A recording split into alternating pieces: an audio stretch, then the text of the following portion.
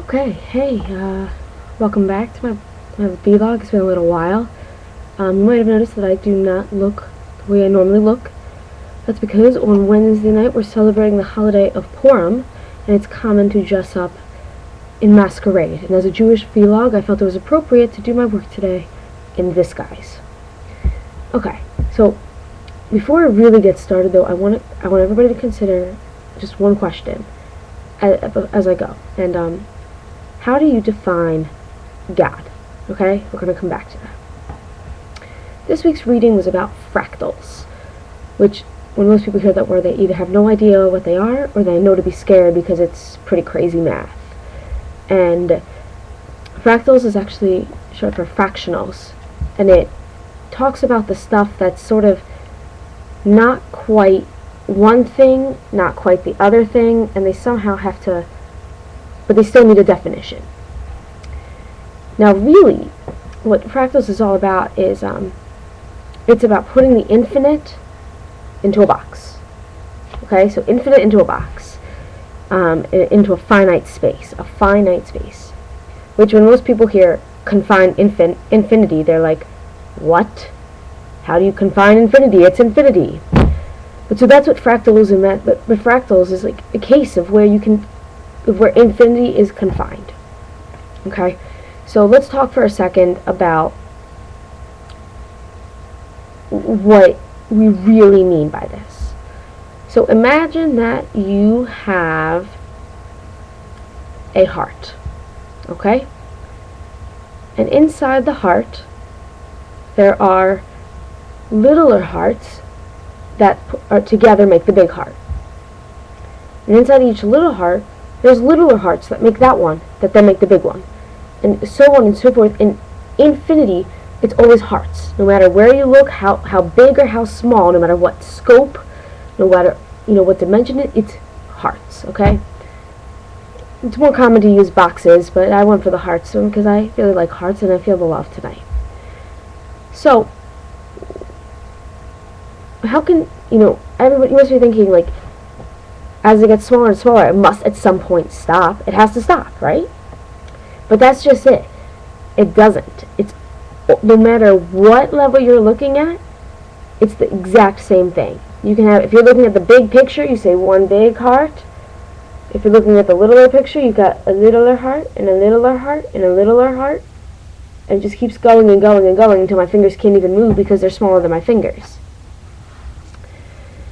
So that's one of the main things. And the other thing is that this is like all over nature. Okay, there are beautiful, beautiful pictures.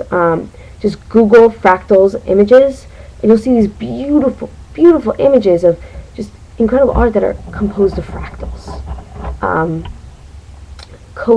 And not even art, but also coastlines.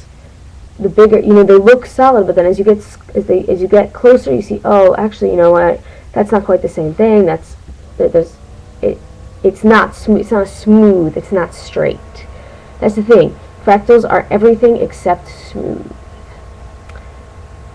So, what is this real? What am I trying to say? So, how do we as Jews define God? Number one, most people say you can't define God. How can you define God? It's God, right? That's a problem. You can't define God. He's infinity. How can you possibly define him? But if you look at the texts, everywhere you define God, everywhere you put him into a space so that you can understand it, and within every space. So let's say the Torah has a million different things for God. So let's say the Torah is the big thing of God. This is stage one. Then after the Torah, you've got the Mishnah, right? The Mishnah, which is smaller laws coming from the laws of the Torah that come down to the smaller laws, but it's still the same thing. It's still laws. It's still rules. And then from the Mishnah, you go into the Gemara, which is then further expanding upon the Mishnah and the Torah, and it's still the same thing, but more precise, getting smaller and smaller and smaller. And then beyond the Gemara, we have the rabbis have created more. They've made more rules. They've made more suggestions, more like to fit the times. But it's still exactly the same law that was up above in the Torah just brought down. All it was brought down. And it's really interesting when you put it that way. Like, all the way through, it's exactly the same thing, the same thing, the same thing. And then, from the laws that the rabbis make, it goes into the household and how the household implements it, and then their children's household and the children's household, and how it's going to be continued to be implemented. And all through time, as long as Judaism is alive, people are going to be making more rules that come from the Torah, which is really neat. So that's one thing, but it might be a little bit of a stretch.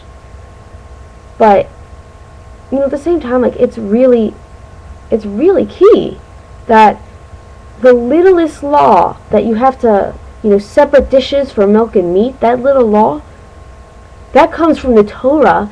Thou shalt not bathe the kid in its mother's milk. Right? So it is. And the only way we can define God is through the Torah. Every definition of God comes from the Torah for us, because that is where we see what God has done. Prayer books get their inspiration from our liturgy. Like, that's from our literature. That's where they get the information. And it does. God, infinite God, the unbelievable, is confined into the Torah without being constrained. God is still all that God can be. God can be one thing, God can be the opposite thing, and God is still God. And that is one of the most incredible things about Judaism, about philosophy, about religion, is that you can define God even if he's undefinable, even as undefinable, but still in these terms. That's really the most important thing. That's all I can really say. God, fractals, most mathematicians and scientists will be horrified that I compared God to this mathematical concept, but they'll have to deal, because that's all I gotta say. Alright, and I'll see you soon. Bye.